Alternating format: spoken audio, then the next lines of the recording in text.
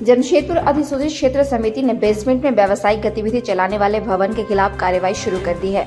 शनिवार को Sanchi S&P area में होल्डिंग नंबर 109 और 110 भवन के पार्किंग को तोड़ दिया गया।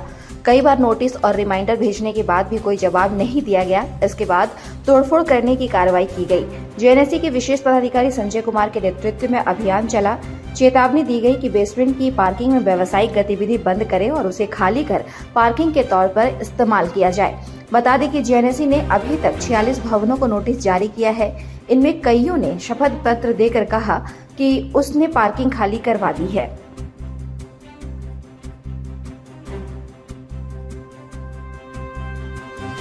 देखिए, मैंने अभी फिलहाल शुरू में 46 ऐसे अपार्टमेंट या ऐसे कमर्शियल बिल्डिंग को मैंने नोटिस दिया था उसके ऑनर को, जहाँ पे नक्शा में पार्किंग दिखाया जा रहा है लेकिन वो कमर्शियल एक्टिविटी कर रहे हैं। तो उस कमर्शियल एक्टिविटी को बंद करके उसको पार्किंग में परिवर्तित करने के लिए मैंने नोटिस दिया था। शुरू में मैंने 7 दिन का समय दिया। 7 दिन के बाद इनके द्वारा कोई एक्शन नहीं लिया गया। फिर मैंने 72 घंटा का फिर समय दिया और मैंने बोला कि आप इसको हटा लें, नहीं तो हटाने की कार्रवाई प्रशासन द्वारा की जाएगी और इसमें जो भी खर्चा आएगा आपसे वसूला जाएगा। ये नोटिस मैंने इनको पहले ही दे चुका है।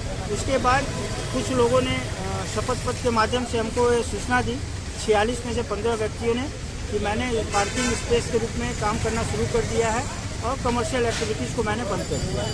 तो ऐसी जो भी सूचना मुझे प्राप्त हुई है उसके लिए मैंने एक अलग टीम का गठन किया है और वो टीम जो है उनकी बातों की सत्यता की जांच कर रही है।